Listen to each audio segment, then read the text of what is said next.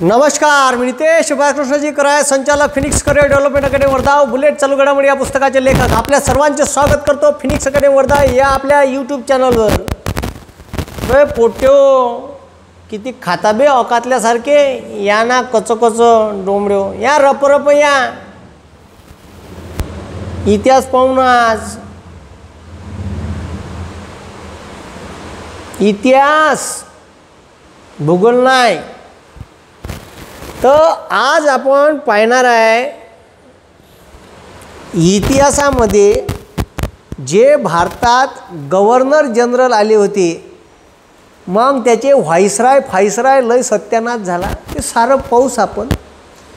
पण मी जे तुम्हाला म्हटलं होतं का 1857च्या उठावाच्या अगोदर ते डोंबडं डलवशी नाही का, त्यांना संस्थानं आपले खालसा केले होते.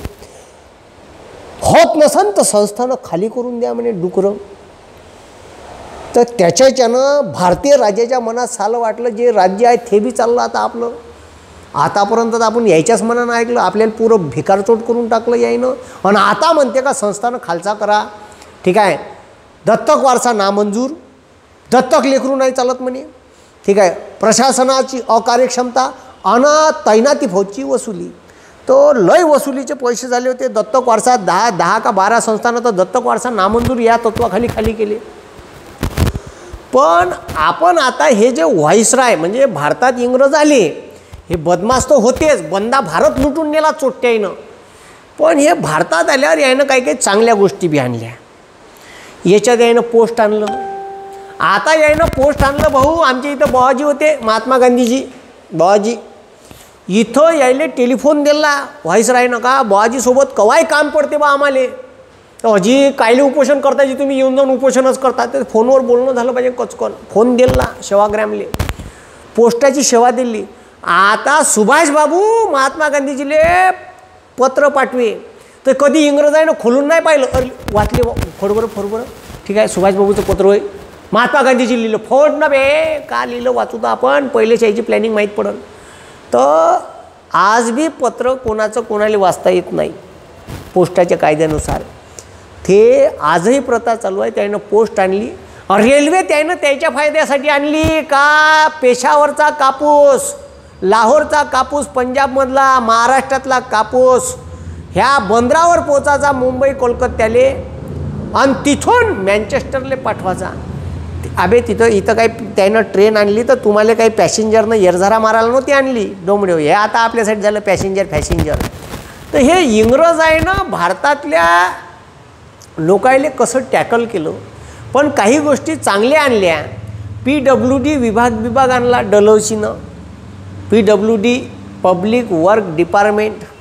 आता जे तुमचं PWDचं वेगवेगळा विभाग आहे, केंद्र शासनाचा PWD वेगळा, रेल्वेचा PWD वेगळा, राज्य शासनाचा BNC वेगळा, ठीक आहे. नगरपालिकेचा वेगळा, नाल्या बांधून, रोड बांधून, शहरातले अमकं बांधून, जिल्हा परिषदचा PWD वेगळा. अलग डिपार्टमेंटचे अलग PWD विभाग आहे. औकातल्यासारखे बमाड भ्रष्टाचार, ठीक आहे. कोणी रेती खाईन तर कोणी गिट्टीच खाते, तर कोणी त्याच्यातले सिमेंट रॉडच खाते स्टीलचे. कवा पूल उरावर पडून सांगता येत नाही. आत्ताच नागपूरचा पडला 3-4 दिवसाच्या अगोदर. तर आपण पाहणार आहे इंग्रजायचे जे गव्हर्नर जनरल व्हाईसराय होऊन गेले, ठीक आहे. तर ते कसे झाले व्हाईसराय, कोण पहिला गव्हर्नर जनरल कोण, पहिला व्हाईसराय कोण, हे पाहिले. पण यायनं केलेले कार्य म्हणजे यायच्या काळात कोणते चांगले कोणते बुद्धे कार्य झाले, यानं यायच्या काळात कोणती युद्ध झाले, कोणाला हरवलं, ठीक आहे. हे सर्व पाहू. म्हणजे आता आपण हे व्हाईसराय 2 टप्प्यात पाहू. आता पहिला टप्पा पाहू का, प्लाशीच्या युद्धानंतर पहिले झाला तयार बंगालचा गव्हर्नर. बंगालच्या गव्हर्नरपासून बंगालचा गव्हर्नर जनरल, त्याच्यानंतर बंगालच्या गव्हर्नरपासून झाला, ठीक आहे, 1828ले जो बेंटिक आला होता 1833च्या कायद्यानं बंगालचा गव्हर्नर जनरलला भारताच्या गव्हर्नर जनरल बनवण्यात आलं. आणि मग भारताचा गव्हर्नर ह्या टिकला 1857च्या उठावापर्यंत, राणीचा जाहीरनामा येतपर्यंत. तर ते मागं मी सांगितलं आहे सारा सत्यानाश. मागच्या लेक्चरमध्ये ते पाहून घ्या. आपले व्हिडिओ आवडले तर तुम्ही फिनिक्स अकॅडमी वर्धा हे ॲप डाउनलोड करा. त्याच्यावर वेगवेगळे पॅकेज आहे, आरोग्य भरती, पोलीस भरती, ठीक आहे, कंबाईन, ठीक आहे, forest, MPSC forest foundation batch, MPSCची फाउंडेशन बॅच लावा. त्याच्यात सगळेच व्हिडिओ तुम्हाला डिटेल भेटेल. तर आपलं ॲप डाउनलोड करा, तिथं मोबाईल नंबर टाका, स्टुडंट लॉग इन करा, ठीक आहे. ॲप चालू झालं का माझा स्टोअरचा ऑप्शन येते, त्याच्यावर जा आणि त्याच्यात, ठीक आहे, तुम्ही MPSC फाउंडेशन बॅच घ्या, पोलीस भरतीची बॅच घ्या, जे पाहिजे ते घ्या. पण MPSC foundation batch evergreen batch आहे, सगळ्या पुराण लावायला पाहिजे आणि सस्त्यात भेटून राहिली लेखो घेऊन घ्या. तर आता आपण पाहू पहिला बंगालचा गव्हर्नर, बंगालचा गव्हर्नर जनरल आणि भारताचा गव्हर्नर जनरल असे आपण, ठीक आहे, डलहौसीपर्यंत एकाच व्हिडिओमध्ये जमून टाकू. आता सगळ्यात पहिले प्लाशीचं युद्ध झालं. प्लाशीच्या युद्धात इंग्रजाईनं बरोबर, ठीक आहे, शिरोज-उदौलाला टॅकल केलं. शिरोज-उदौलाचा सेनापती होता मीर जाफर, याले फितूर केलं. याले म्हणे तू युद्धात भाग घेऊ, युद्धाच्या रणांगणात येतो, गुपचाप उभा राहायचो, तू या राजा पाहत राहीन तोपर्यंत आम्ही त्याला हारून टाकतो. तसंच केलं. युद्धात आलो, सैनिक घेऊन आलं. याचा सेनापती होय मीर, ठीक आहे, शिराज-उदौलाच्या सेनापतीनं, ठीक आहे, शिराजकडून भागच नाही घेतला आणि इंग्रजाईनं त्याला हरवलं. ठीक आहे.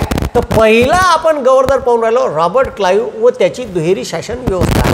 रॉबर्ट क्लाइव्हचा पहिला कालखंड आहे 1757 ते 1760 आणि दुसरा कालखंड आहे 1765 ते 1767. त्याच्या मनात एक गव्हर्नर आला होता. ठीक आहे. तर याच्या काळात रॉबर्ट क्लाइव्हच्या काळात झालं प्लाशीचं युद्ध 1757ले. बंगाल प्रांतात झालं. बंगाल प्रांताचा नवाब होता सिराज-उद-दौला. त्याचा सेनापती फितूर झाला आणि इंग्रजाईनं गेम करून, कारण इंग्रजाईले साम्राज्य वाढवायचं होतं भारतात. हे भाऊ, ठीक आहे, यायनं पाहून घेतलं का बमाड पैसा आहे, बमाड पैसा इथून आपल्याला लुटून नेता येते. फुल टेक्निकनं साल्यानं गेम केला. सेनापतीले सांगितलं का तू जर युद्धात भाग नाही घेतला, हेच होय ते चोट्ट. ठीक आहे. गव्हर्नर रॉबर्ट क्लाइव्ह नाही तर फोटो. तर याले फितूर केला आणि यायनं काय केलं, जेव्हा, ठीक आहे, रॉबर्ट क्लाइव्हनं ह्या युद्धात सिराज-उद-दौलाला हरवलं. आता सिराजनं काय केलं, युद्ध काऊन झालं त्याचं कारण, ह्या सिराजनं इंग्रज व्यापारी का करे हे लेखायचे बरोबर टॅक्स नाही दे. हे टॅक्स नाही धरले तर धरली त्याच्या बोखारीवर धाडी टाकल्या. इंग्रज अधिकाऱ्याला अटक केलं, अंधाऱ्या कोठडीत ठेवलं. त्याच्यात 130 लोक याचे जवळपास मेले, कोणाचे, इंग्रजायचे. म्हणून इंग्रजाईनं सिराज ते बोखलावल्यासारखे झाले. तर सिराजले हाराचं ठरवलं. त्याचा सेनापती फितूर केला आणि बुद्धी चातुर्यानं लेखायनं पुरा गेम करून याले म्हणे तुले राजा बनवतो, तू टेन्शन नको घेऊ. ते युद्धात सिराज-उद-दौलाला इंग्रजाईनं हरवल्यावर मीर जाफरले, ठीक आहे, मीर जाफर याचा सेनापती होता, याले बनवलं. ठीक आहे, राजा. याले राजा बनवल्यावर यानं काय केलं, यानं आपले डावफेच आखणं सुरू केले. कधी पैसेच नाही द्यायचे, त्याची खंडणीच नाही द्यायची बरोबर. ठीक आहे. अगाऊ कारभार सुरू केला. यायले वाटलं ह्या मीर जाफर जास्त शाय नाही. ह्या मीर जाफरचा जवाई होता मीर कासिम. याले पायउतार केला. बिचारा तो होऊन गेलाय का झटक्यात, यानं म्हणलं होतं नाही तर तुला का हारून टाकीन, उतार गादी खाली करून दे. यानं गादी खाली करून दिली, मीर कासिमला बनवला. मीर कासिम याच्यापेक्षा आपल्या, आता मीर जाफरचा जवाई भैया मीर कासिम ह्या आपल्या सासऱ्यापेक्षा बी वरचढ निघाला. इंग्रजाईनं काय केलं होतं, याले म्हणे मीर कासिमले आमच्या युरोपियन व्यापाऱ्याले टॅक्स कमी राहील आणि भारतीयाला जास्त राहील. यानं काय केलं, ठीक आहे, इंग्रजाईवर टॅक्स वाढवला आणि भारतीयाचा माफ करून टाकला यानं. वारंवार इंटरफेअर करत होता. यानं राजधानीच बदलून टाकली, मुर्शिदाबादची मुंगेर करून टाकली, बंगालची. हे गेलं डोक्यात कोणाच्या, इंग्रजाईच्या. सालं ह्या तर लयच दीडशे ना. त्याले म्हणे तू गादी खाली करून दे. कोणाला म्हणे, मीर कासिमले. मीर कासिम म्हणे मी गादी खाली करून दे, तुनच बसवलं चोट्ट्या. याले गादीवर बसवलं आणि याले गादीवर बसवल्यावर दुहेरी शासन पद्धती लागू केली. राजा नामधारी, ठीक आहे, त्याच्यात दोन भाग केले यायनं. ठीक आहे. एक भाग म्हणजे दिवाणी आणि एक महसुली. ठीक आहे. महसुली व्यवस्था, ठीक आहे, महसुली व्यवस्था त्यानं का केली लक्ष द्या. तर त्या महसुली व्यवस्थेत महसूल गोळा करायचे अधिकार आपल्याकडे घेतले आणि कायदा व सुव्यवस्था यायला दिले. ते राज्यात भांडण झगडे होईल ते तू पाय आणि टॅक्स वसूल करायचे अधिकार आम्हाला दे. त्याले म्हणते दुहेरी शासन व्यवस्था. प्रचंड टॅक्स वसूल केला यानं आणि त्याच्यातून उद्भवलं, यानं गादी खाली केली नाही तर त्याच्यातून उद्भवलं बक्सारचं युद्ध 1764. आणि ह्या युद्धात, हे बाकी डिटेल सांगितलं आहे मागच्या व्हिडिओमध्ये, ह्या युद्धात मीर कासिमनं, ठीक आहे, शुजा-उद-दौला, ठीक आहे, सिराज-उद-दौलाचा पोरगा आणि शाह आलम अवधचा नवाब, ह्या दोघांले सोबत घेतलं आणि ह्या तिघांनी मिळून इंग्रजाईसोबत युद्ध केलं. हे जे बक्सारचं युद्ध आहे हे इंग्रजांना आपल्या शौर्यावर जिंकलं. पण पहिलं युद्ध मात्र सिराज उद्दौला सोबत हारलेच असते जर मीर जाफरनं त्याला सोबत दिली असती. शेवटी मग मीर कासिमले काढला आणि शेवटी मग सासरी बुवाले वापस आणलं. तूच बरं आहे बा, ह्या लय बदमाश होता. आणि याले ठीक आहे, याले फक्त बंगाल प्रांत, आता अवधही प्रांत, आता कारण अवधचा राजा होता ना, ठीक आहे, शाह आलम याले बी आपल्या याचं बी राज्य त्याच्या ताब्यात आलं. ठीक आहे, सगळंच आलं. मग बंगाल गिंगाल आजूबाजूचं ओरिसा प्रांत गिनतं. आणि मग एवढा मोठा प्रांत आल्यावर यानं काय केलं का, ह्या जो मीर जाफर होता तू म्हणे झगडे भांडण कायदा व्यवस्था स्तूप आहे, दुहेरी शासन पद्धती काय म्हणते, राजा नामधारी आणि बंदे टॅक्स वसूल करायचे अधिकार, महसूलचे अधिकार इंग्रजांना आपल्या हातात ठेवले. इतके कायदा व सुव्यवस्थेचा विषय आला का तो त्याच्याकडे धकावून दे. मग आता दुहेरी पद्धत रॉबर्ट क्लाईव्हनं बंगाल प्रांतात लागू केली. ठीक आहे, कोणत्या प्रांतात, बंगाल प्रांतात. राजा नामधारी होता आणि टॅक्स वसूल करायचे पुरे अधिकार इंग्रजांकडे होते. आणि राजाले अधिकार का दिले, कायदा व सुव्यवस्था तू पाय, ठीक आहे, फुकटे, आणि ते पैसे आपल्या ताब्यात घेतले चोट्ट्यानं.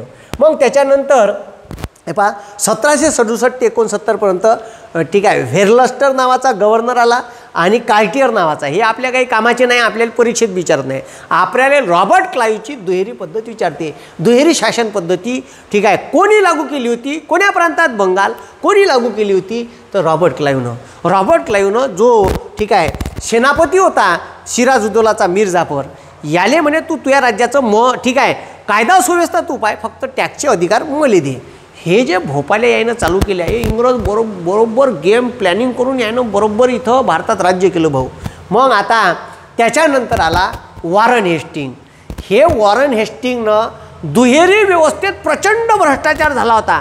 ह्या भ्रष्टाचारात आता त्यावेळेस ठीक आहे ईस्ट इंडिया कंपनीचे सोय केले. ईस्ट इंडिया कंपनीनं आपला गव्हर्नर बसवला बंगालवर आणि त्यानं ठीक आहे बक्सारच्या युद्धात, प्लासीच्या युद्धात ठीक आहे पाया आपला रोवला आणि पाया पक्का केला बक्सारच्या युद्धात. बक्सारचं युद्ध शौर्यानं जिंकलं. 3 सेनापती होते. ठीक आहे, एक होता मीर कासिम, ठीक आहे, दुसरा होता सुजाउद्दौला आणि एक होता शाह आलम. तिघाच्या विरोधात इंग्रजांनी युद्ध जिंकलं. मग इंग्रजायचं लय डेरिंग वाटलं. पण इंग्रजांपाशी तेवढी प्रशासकीय व्यवस्था नव्हती. एवढ्या मोठ्या राज्यावर एकाच वेळेस ठीक आहे ते कंट्रोल ठेवू शकत. तर त्यानं काय केलं, पैशाचे अधिकार आपल्याला दिले आणि बाकी ठीक आहे फुकटे अधिकार राजाला देऊन दिले. मग त्या दुहेरी शासन व्यवस्थेत प्रचंड भ्रष्टाचार झालं असं ईस्ट इंडिया कंपनीच्या लक्षात आलं. ईस्ट इंडिया कंपनीनं ठीक आहे ह्या जो होता ठीक आहे रॉबर्ट क्लाईव्हले वापस बोलवला आणि त्याच्यावर चौकशी नेमली.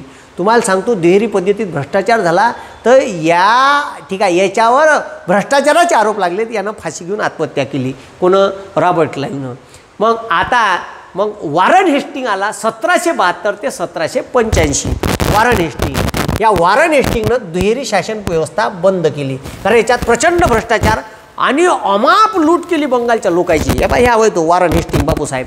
ठीक आहे, मग याच्याच काळात वॉरन हेस्टिंगच्या आपण विचारते परीक्षेत, वॉरन हेस्टिंगच्या काळात ईस्ट इंडिया कंपनी बमाड पैसे लुटले. हे इंग्लंडच्या महाराणीच्या आणि इंग्लंडच्या संसदेच्या लक्षात आलं का यानं बमाड पैसा ह्या चोट्ट्याने दाबला आहे. आपल्या हातात फक्त 40 लाख पाऊंड फक्त आपल्या म्हणजे ठीक आहे ते नैवेद्याचा घास आपल्याला देते आणि बंद ताट हेच गल्लुऱ्या खाऊन राहिले.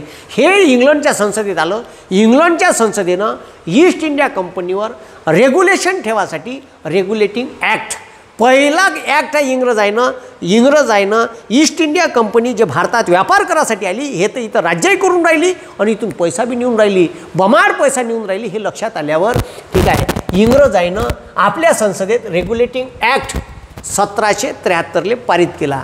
आणि या रेग्युलेटिंग ॲक्टनुसार ठीक आहे रेग्युलेटिंग बंगालच्या गव्हर्नरले ठीक आहे मुंबई, मद्रास आणि बंगाल प्रांताचे ठीक आहे निर्णायक अधिकार प्राप्त झाले.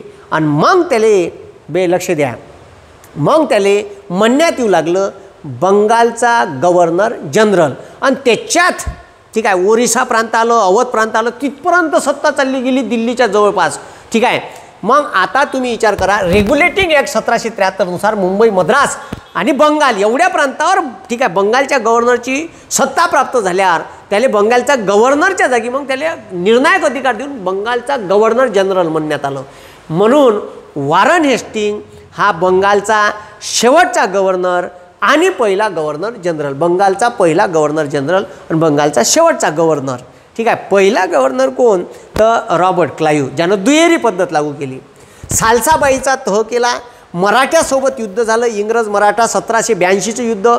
ठाणे साष्टी हे ठिकाणं ठीक आहे या तहा अंतर्गत मराठ्याला परत केली. ठीक आहे.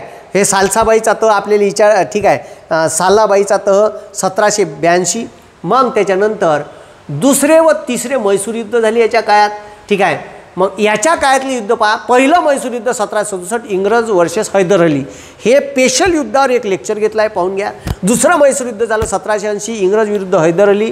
ठीक आहे. आणि तिसरं युद्ध 1782 इंग्रज वर्सेस टिपू सुलतान, मँगलोर तहाने युद्ध संपलं. प्रत्येक युद्धात तह झाले. कोणते तह झाले त्याच्यात काका केलं हे मागच्या लेक्चरमध्ये सांगितलं आहे, पाहून घे जा. हे तीन युद्ध वॉरन हेस्टिंगच्या काळात झाले. ठीक आहे. मग आता लक्ष द्या, त्याच्यानंतर वॉरन हेस्टिंगच्या काळात पिट्स इंडिया ॲक्ट झाला. पिट्स इंडिया ॲक्टनुसार भारतासाठी कायदे बनवण्यासाठी एक व्यवस्था तयार करण्यात आली. ठीक आहे. आता भारतातल्या लोकांना का सुधारणा पाहिजे याचा सारा विचार करून हे कायदे बनवून, पण त्याच्यात पहिले इंग्रज आपला गल्लुऱ्या पाहिजे का, आपल्याला गल्लुऱ्या खाली भेटला पाहिजे. तर याच्यात बोर्ड ऑफ डायरेक्टर एक बॉडी तयार केली, बोर्ड ऑफ डायरेक्टरची, आणि त्याच्यानंतर एक बोर्ड ऑफ ठीक आहे कंट्रोल, बोर्ड ऑफ डायरेक्टर आणि एक बोर्ड ऑफ कंट्रोल, आणि सुप्रीम कोर्ट कोलकात्याला स्थापन केलं. हे तिन्ही मिळून पिट्स इंडिया ॲक्टनुसार ईस्ट इंडिया कंपनीवर नियंत्रण तर रेग्युलेटिंग ॲक्टनं आणलंच, पण भारतीय लोकांसाठी कायदे बनवण्यासाठी एक बॉडी तयार करण्यात आली, board of director, board of control. ठीक आहे. आणि सुप्रीम कोर्ट, हे तिन्ही लोक सल्लामसलत करून भारतासाठी कायदे करण, यालेच म्हणते पिट्स इंडिया ॲक्ट. ठीक आहे. मग ठीक आहे. आता लक्ष द्या, त्याच्यानंतर हे पिट्स इंडिया ॲक्ट त्याच्या काळातला आहे. कोणाच्या काळात, ठीक आहे, वॉरन हेस्टिंग. मग आला लॉर्ड कॉर्नवॉलिस, ह्या चोट्यानं लावली कायमधारा पद्धत. म्हणजे पहिले यानं ठीक आहे जमीनदाराले 10 वर्षासाठी जमीन अलॉट केल्या, मग 5-15 वर्षासाठी केल्या, आणि मग डायरेक्ट कायमच्या करून टाकल्या, कायम तुमच्या नावानं जमीना. मग आता लक्ष द्या, ह्या दोन व्या होता 1786 ते 1793, आणि मग 1805 हा दुसऱ्यांदा ह्या बंगालचा गव्हर्नर जनरल झाला. मग यानं कायमधारा पद्धतीचा जनक म्हणते 1793 यानं बंगाल प्रांतात कायमधारा पद्धत लागू केली. मग कायमच्या जमीन देऊन द्यायच्या. भारतात इंडियन सिव्हिल सर्व्हिसेस ॲक्ट पारित केला, आणि ठीक आहे भारतात ICSची परीक्षा सुरू केली. म्हणून याले ICSच्या परीक्षेचा जनक म्हणते, इंडियन सिव्हिल सर्व्हिसेस या परीक्षेचा जनक. पण इंडियन सिव्हिल सर्व्हिसेसचा जनक कोण, तर लॉर्ड कॉर्नवॉलिस. लॉर्ड कॉर्नवॉलिस हा पहिला माणूस आहे ज्यानं ICSची परीक्षा भारतीय लोकांसाठी सुरू केली. म्हणून ICS परीक्षेचा जनक कोण, Lord Cornwallis, Indian civil services. मग प्रशासनाच्या सोयीसाठी जिल्हे निर्माण केले. पाहता यानं काय केलं, जिल्हे निर्माण केले प्रशासना सोयीसाठी. आजही प्रशासना सोयीसाठी जिल्हे आहे, डिस्ट्रिक्ट आहे, आणि त्या प्रशासनाच्या सोयीसाठी जिल्ह्याचा हेड आहे, त्याले ठीक आहे DM म्हणते, डिस्ट्रिक्ट मॅजिस्ट्रेट किंवा कलेक्टर म्हणते. ठीक आहे. हे इंग्रजांचीच व्यवस्था होय आता जे आहे ते. ठीक आहे. म्हणजे फारसे बदल केले बा, भारतीय राज्यघटना लागू झाली तर बदल झाले, पण मात्र अर्धीपेक्षा जास्त व्यवस्था इंग्रजांचीच आहे. कायदे गिदे IPC ॲक्ट इंग्रजांच्याच काळातले होय ना बे. मग प्रशासनाच्या सोयीसाठी जिल्हे निर्माण केले व त्यावर जिल्हाधिकाऱ्याची नियुक्ती केली, आणि ह्या जिल्हाधिकारी ICS परीक्षा पास पाहिजे होता. इंग्रज टिपू सुलतान युद्ध झालं. ठीक आहे. इंग्रज टिपू सुलतान युद्ध झालं 1790 ते 92. ठीक आहे. लॉर्ड कॉर्नवॉलिसच्या काळात. त्याच्यानंतर ईस्ट इंडिया कंपनीच्या अधिकाऱ्याच्या पगारात वाढ केली, पण व्यापारावर प्रतिबंध लादले. यानं व्यापारावर काही प्रतिबंध लावले आणि पगारात वाढ केली. कायमधारा पद्धत पहिले 10 वर्षासाठी ठेवली, मग 15 वर्षासाठी केली. ठीक आहे. ते सर जॉन शोर हे कमिटी नेमली होती कायमधारा पद्धत कशी लागू करायची यासाठी, आणि मग कायमची जमीन त्यानं ठीक आहे कायमची जमीन जमीनदाराला वाल दिली, पण टॅक्सचे पद्धत ठरवून दिली होती. दुसऱ्यांदा ह्या जेव्हा भारताचा गव्हर्नर झाला तर गाजीपूरले मलेरियानं मेला. ठीक आहे. बस झाला मेला ह्या. तर त्याच्यानंतर आला भारताचा गव्हर्नर जनरल, बंगालचा governor general sir John Shore, भारताचा नाही. ठीक आहे. 1833 पर्यंत तुम्हाला पाहायला भेटेल मग आता, ठीक आहे, बंगालचा गव्हर्नर जनरल 1833च्या कायद्यानं झाला बंगालचा गव्हर्नर जनरल हा भारताचा गव्हर्नर जनरल, ठीक आहे, बरोबर पाहिजा. मग लॉर्ड वेलेस्की ह्या 1798 ते 1805 याले बंगालचा सिंह म्हणते. लॉर्ड वेलेस्कीले ह्या खतरनाक होता, खुंकार होता, ठीक आहे, म्हणून याले बंगालचा सिंह म्हणते. यानं तैनाती फौज लागू केली. का लागू केली? ए भाऊ, तैनाती फौजचा जनक म्हणते आले. आणि ह्याच होय यानंच बीज पेरले होते का इंग्रजावर प्रचंड साम्राज्यवादी विचारसरणीचा होता ह्या. हे हे हे आहे झिंग्रज, ठीक आहे. तर ठीक आहे, यानं तैनाती फौज पहिल्यांदा निजामाले दिली, हैदराबादचे निजाम. आणि निजाम कालच सांगितलं तुम्हाला कायले तैनाती फौज म्हणते. सगळ्याने सांगितलं तुमच्यावर कोणी हमला करणार नाही, तुमच्या बॉर्डरची गॅरंटी माझ्याकडं, फक्त मले का तुम्ही सगळे सैनिक बिनिक ठेवता आणि शस्त्रव्यस्त्र ठेवता. सगळ्याच्या बॉर्डरवर यानं, ठीक आहे, आपले सैनिक ठेवले. सगळ्याच्या सीमा आहे, अशा सीमा आहे, ह्या सगळ्या सीमावर यानं आपले सैनिक सगळ्यासोबत ॲग्रीमेंट करून टाकलं. मग कोण हमला करणार आहे बे? यानं ते तैनाती फौज लागू करणारा माणूस आहे लॉर्ड वेलेस्की. 1798 तुम्ही म्हणे फक्त सैनिक ठेवा. पहिले खूप कमी पैशात यानं तैनाती फौज दिली. तुमचं परराष्ट्र धोरण आम्ही ठेवीन, आमचा एक माणूस तुमच्या ठीक आहे दरबारात राहील. आता यानं तैनाती फौज लागू केली, परराष्ट्र धोरण त्या राज्याचं आपल्याकडे घेऊन घेतलं, लष्कराची कपात केली. मग राजानं आपल्याला काय गरज आहे बा, शस्त्र जंखात सोडून गेले, ठीक आहे, आणि बमाडे मग यानं पैसे वाढवून सुरू केले. आणि त्याच्यामुळे काय केलं, दरबारात यायचा एक माणूस राहत होता, ह्या बापूसाहेबाचा इंग्रजाचा एक माणूस त्याच राज्याच्या संस्थानाच्या दरबारात राहत होता, ठीक आहे. आणि दरबारात काही झालं का तो तिकडं खबर द्यायचा, यायचं का शिजून राहिलं का नाही. आणि एखादा युरोप दुसऱ्या फ्रेंच सत्ताधीश आला किंवा ठीक आहे त्याच्या डचायचा आला किंवा पोर्तुगीज आला तर कोणालेच अलाउड नव्हतं. मग आता तुम्ही आमची व्यवस्था घेतली ना, मग दुसऱ्यासोबत काही दालमेल करत नाही, आगाऊ कारभार करत नाही, आम्ही आहे ना तुम्हाला संरक्षण देऊन राहिलो, विषय खतम. यानं पुरं इकत घेऊन टाकल्यासारखंच केलं होतं तैनाती फौजमध्ये. इतकं चत्रप्राणी होतं हे. यानं तैनाती फौज दिली, तैनाती फौजमध्ये परराष्ट्र धोरण त्याचं आपल्याकडे घेऊन घेतलं, सीमेवर आपले सैनिक 2-4 ठेवून टाकले. सगळ्याच्या सीमेवर यायचे सैनिक असल्यावर कोण हमला करणार आहे बे भेंड. आणि पुरा गेम करून टाकला आणि राज्याच्या दरबारात आपले माणसं ठेवून टाकले. आणि त्याच्यामुळे मग कोणाचंच मग डच नाही आहे, फ्रेंच नाही आहे का पोर्तुगीज नाही आहे, विषय खतम. मग यायच्याच ताब्यात आलं पुरं. आणि देत दिले मग पैसे वाढवत, ठीक आहे. हे कसं आता जीव आहे, ठीक आहे. पहिले झोक्कानंच 199, ठीक आहे, पहिले फुकट 6 महिने शटर वळतं, शटर खालतं, व्हॉट्सअप, यूट्यूब वार बाबे फुकट 2 GB 1 GB 1.5 GB. आणि मग आता झोक्कानंच 199, मग झोक्कानंच म्हणते तो, ठीक आहे, 399, झोक्कानं 499, घेणं शिकून 599, मार जिओ. पहिले IPL फुकट जिओ TV वर, आता घेणं शिकून IPL पाहिजे मार 399. असंच आहे. केला गेम तुमचा, घेणं शटर खालतं वरतं कर. मग त्याच्यानंतर लॉर्ड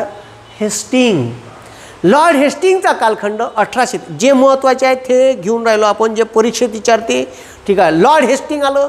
हे लॉर्ड हेस्टिंग डोंबडं नाही, हे बुरं आहे, ठीक आहे. लटागिटा पाहिले का त्या लष्टाण्यासारख्या, आमच्या इकडं लठाऱ्या म्हणे आली. 1813 ते 1823, ठीक आहे. मग आता याले मार्क्स ऑफ द हेस्टिंग म्हणते, मार्कस ऑफ द हेस्टिंग. याच्या काळात इंग्रज नेपाळ युद्ध झालं, ठीक आहे. काय झालं, इंग्रज नेपाळ युद्ध झालं ह्या बापूसाहेबाच्या काळात. मराठा इंग्रज शेवटचे युद्ध झाले याच्या काळात, ठीक आहे, 1802ले, ठीक आहे. आता लक्ष हे मराठा इंग्रज शेवटचे युद्ध झाले 1817 आणि 1818मध्ये ठीक आहे. मराठा साम्राज्याचा इथं अस्त झाला, खतम झाला मराठा साम्राज्य. याच्यानंतर मराठा साम्राज्य नव्हतं, हे पुरं इंग्रजाच्या ताब्यात गेलं. 1822ला यानं बंगाल प्रांतासाठी बंगालचा कुळ कायदा केला, ज्याच्यामुळे बंगालच्या जे लोक जमीन कसत होते त्याला शेतजमिनी मिळाल्या, पण टॅक्स मात्र त्याच्याकडून बी घेतला जात होता. ते ह्या लॉर्ड हेस्टिंग आला, ठीक आहे. लॉर्ड हेस्टिंग नंतर आला. मग हे पहा, ठीक आहे, 1813 ते 1823पर्यंत. मग त्याच्यानंतर विल्यम बेंटिंग 1828 ते त्याच्या मधात 1-2 आहे, पण ते काही आपल्या कामाचे आहे नाही, म्हणून ते काही मधात घेतले नाही. मग आला विल्यम बेंटिंग, ह्या लय कामाचा आहे आपला. याच्यावर आपल्याला वारंवार प्रश्न विचारते भाऊ. विल्यम बेंटिंग आता ह्या बंगालचा गव्हर्नर होता, गव्हर्नर जनरल होता. आता याचे 2 कालखंड. आता पहिला कालखंड 1828 पासून 1833 पर्यंत. या कालखंडात तो बंगालचा गव्हर्नर जनरल म्हणून राहिला आणि 33 पासून तर 35 पर्यंत ह्या भारताचा गव्हर्नर जनरल म्हणून राहिला. कारण 1833चा कायदा याच्याच काळात झाला, इंग्रजांनी केलेला चार्टर्ड ॲक्ट. आणि याच्याच कायद्यात, ठीक आहे, त्याच कायद्यानं बंगालच्या गव्हर्नरच्या अधिकारात पुन्हा वाढ केली. बराचसा भाग इंग्रजांनी दाबला होता आणि तेव्हा एवढ्या मोठ्या भागावर कंट्रोल ठेवासाठी एक कोणतरी, ठीक आहे, कंट्रोल ऑथॉरिटी असायला पाहिजे. म्हणून इंग्रजांनी 1833च्या कायद्यात बंगालच्या गव्हर्नर जनरलच्या अधिकारात पुन्हा वाढ केली, ठीक आहे. आणि त्याले बंगालचा गव्हर्नर जनरलवरून भारताचा गव्हर्नर जनरल केला. म्हणून ह्या जो विल्यम बेंटिक आहे, ह्या भारताचा बंगालचा शेवटचा गव्हर्नर जनरल आणि भारताचा पहिला गव्हर्नर जनरल 1833च्या चार्टर्ड ॲक्टनुसार. मग ठीक आहे, ह्या वय ढेमसं, ते ढेमसंच आहे रे, गांजरासारखं गालं गेलं त्याचे, पहा बरं, ठीक आहे. म्हणजे ते का त्या बाईसारखं दिसून राहिला. बरं असू द्या, तुम्हाला काय करावं लागते बे, ठीक आहे, विल्यम बेंटिक. पण यानं एक कायदा चांगला केला. 1829 सतीबंदी कायदा केला राजा राममोहन रायच्या मदतीनं. आता राजा राममोहन रायले का उठाठेव चालली का सतीबंदीचा कायदा करायची? अबे असं कोणी समाजसुधारक नाही बनत, जेव्हा स्वतःवर बीतते तेव्हा समजते. राजा राममोहन रायचे भाऊ होते, त्याची डेथ झाली आणि त्याची जवान वहिनी 19व्या वर्षी, तेव्हा सतीजाची पद्धत होती. नवऱ्याच्या प्रेतावर तिले बसवत होते आणि आग लावली. आता भाऊ इथं बोट जळलं, रपकन पोईत, ठीक आहे, गॅसवर जर शकता त्या गरम फुगलेल्या पोईत बोट गेलं ना तर अशी वाफ झाली. अमाय बाई म्हणते नाही, रपकन तिचा हात मागं येते, भोगला येते. नुसती वाफ गेली तर मला सांगा, ते जिवंत बाई त्या चितेवर राही नवऱ्याच्या, तर तिले आस लागली का ते त्या प्रेतावरून उठे आणि बाहेर ये, तर लोक असे बांबू घेऊन कुचके मारे. बाहेर नाही, असे लोक राहे बांबू घेऊन लंबाले आणि तिले त्याच्यातच कुचकू मारे. आणि तो तिचा आवाज पेटण्याचा, तरी लोकायले दया माया ये नाही. अशी वाईट पद्धत सतीची भारतात होती. हे त्यानं स्वतः डोळ्यानं पाहिलं. तो आवाज कानात गुंजत होता त्याच्या. म्हणून त्यानं बंगालच्या गव्हर्नरले चिठ्ठ्या लिहू हैराण केलं. त्याला भेटू हैराण केलं का तुम्ही, आणि शिकलेले होते, 10-12 भाषा येत होत्या त्याला, ठीक आहे. तर त्याला म्हणलं का तुम्ही पहिले ह्या सतीबंदी कायदा आणा भारतात, याच्यानंतर कायद्यानं सती जाणं बंद झालं पाहिजे भारतातलं. तर तेव्हा कुठं भाऊ, ठीक आहे, सतीबंदी कायदा आणला आणि कायद्यानं सती जाणं बंद केलं, ठीक आहे. असेच नाही घडत समाजसुधारक. आणि तुम्ही विचार, नुसतं डोळ्यासमोर विचार करून आणा का ते आगीनं पेटलेली चितेवरची बाई जेव्हा बाहेर ये आणि तिले त्या बांबूनं कुचके पुन्हा त्या, ठीक आहे, जैत्या प्रेतात त्या चितेत कसं चित्र राय असन ते, म्हणजे किती वाईट पद्धत आहे. हे पद्धत, ठीक आहे, सती जाणं बंद झाली. आता जाण का, आता जाते का बाई का, बेचुकीची पद्धत आहे. आता काय सती झाली पाहिजे ना, अगाऊ काम नाही धाम नाही, ठीक आहे, संपला विषय. मग सतीबंदी कायदा राजा राममोहन विचारते. मग सतीबंदी कायदा 1829 कोणं केला? विल्यम बेंटिकनं केला. कोणं त्याच्यासाठी पाठपुरावा केला? राजा राममोहन रायनं केला, ठीक आहे. तो काऊन केला हे समजून घ्या. कोणी असं समाजसुधारक होत नाही. असेच नाही बनले महात्मा फुले. त्याले वयाच्या 13 वर्षी ब्राह्मणाच्या आपल्या मित्राच्या लग्नातून ब्राह्मण लोकांना हाकलून दिलं होतं. ह्या इतिहास आहे. तिथून त्यानं, ठीक आहे, विचार केला का आपण याच्या विरोधात कुठंतरी आवाज उठवाले पाहिजे. आपण ब्राह्मणोत्तर चळवळ उभी केली पाहिजे. आणि त्या पुण्यात राहून त्यानं ब्राह्मणोत्तर चळवळ उभी केली. असं नाही घडत, ठीक आहे. मग सतीबंदी कायदा 1833चा चार्टर्ड ॲक्ट आला याच्याच काळात. आणि त्या चार्टर्ड ॲक्टनं बंगालचा, ठीक आहे, भारताचा पहिला गव्हर्नर जनरल या चार्टर्ड ॲक्टनुसार बनला. म्हणून बंगालचे शेवटचे गव्हर्नर जनरल विल्यम बेंटिक आणि पहिला गव्हर्नर जनरल 1813च्या कायद्यानं बंगालचा शेवटचा गव्हर्नर जनरल आणि भारताचा पहिला गव्हर्नर जनरल निर्णायक अधिकार भेटले. विल्यम बेंटिकनं आपल्या काळात, ठीक आहे, लॉर्ड मेकॉले ह्या शिक्षणतज्ञ होता, कायदे पंडितही होता. याले म्हणे का तू सांग बाबा का भारतीय लोकांना शिक्षण कसं द्यायला पाहिजे. हे मेकॉले बदमाश होतो. 1833च्या कायद्यानं, ठीक आहे, 1813च्या कायद्यानं म्हणे का भारताच्या तिजोरीतला 1 लाख रुपया ह्या भारतीय लोकांच्या शिक्षणावर खर्च करायचा. 1 लाख होयच नाही. मग त्याच्या विरोधात आरोप दोषारोप झाले. मग भारतातल्या लोकांना शिक्षण द्यायचं तर कोणतं द्यायचं. तर याच्यासाठी विल्यम बेंटिकनं लॉर्ड मेकॉलेची एक समिती नेमली. लॉर्ड मेकॉलेनं आपला दस्तावेज सादर केला आणि लॉर्ड मेकॉलेनं मांडला झिरपता सिद्धांत. आता हे का व्हायचे झिरपता सिद्धांत. अबे पाणी नाही झिरपत का बे, विहिरीत झिरपून राहिलं म्हणते पाणी, ठीक आहे, झरा नाही आहे म्हणते पाणी झिरपत येते म्हणते इथं. तो का म्हणे लॉर्ड मेकॉले पहिले झिरपत्या सिद्धांतात, लॉर्ड मेकॉलेच्या झिरपत्या सिद्धांतात त्यांनी का सांगितलं का भारतातल्या गरीब लोकांना नाही शिकवायचं म्हणे, वरच्या लोकांना शिकवायचं म्हणे. जे क्रीम लेअरचे लोक आहे पैसेवाले त्याले शिकवायचं. अबे भेंड्या, ते त्याले शिकवायचं म्हणे. ते मग त्याले वरच्या लोकांना शिकवायचं आणि हे वरचे लोक खालच्या लोकांना आपोआप शिकवत जाईन म्हणे. म्हणजे असं शिक्षण झिरपत जाईन. अबे डोंबड्या, इथं तेच व्यवस्था होती ना भारतात 5000 वर्षापासून. तेच आहे का वरचेच लोक शिकत आहे. त्यानं कधी शिकू दिलं का खालच्या लोकांना बयाडा. हे म्हणे याले झिरपता सिद्धांत म्हणते. लॉर्ड मेकॉलेनं, ठीक आहे, झिरपता सिद्धांत मांडला. तो म्हणे वरच्या लोकांना शिकवायचं. त्याच्यात हे लय शायनं होतं, लय दुनियाभरात शायनं. याले खूप आपल्या इंग्रजपणाचा नाद होता. ठीक आहे, हे म्हणे भारतीय लोकांना शिक्षण हे इंग्रजीतूनच द्यायचं, यायच्या, ठीक आहे, मातृभाषेतून द्यायचं नाही.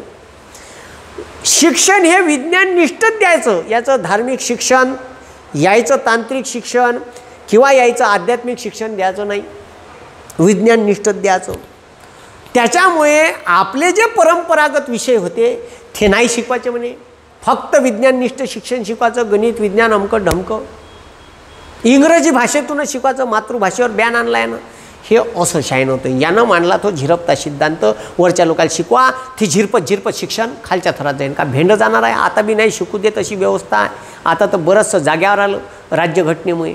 डॉक्टर बाबासाहेब आंबेडकरांनी अधिकार दिले, शिक्षणाचा अधिकार, ठीक आहे, राईट टू फ्रीडम, ठीक आहे, राईट टू स्पीकचं फ्रीडम आहे का नाही. बरेचसे स्वातंत्र्य दिले तुम्हाला. तर लॉर्ड मेकॉलेचा झिरपता सिद्धांत लागू केला 1835ले. इंग्रजीतून शिक्षण देण्यास सुरुवात झाली, ठीक आहे, विल्यम बेंटिकच्या काळात. आता लक्ष द्या. आता इथं पहा सतीबंदी कायदा. का म्हटलं, सतीबंदी कायदा.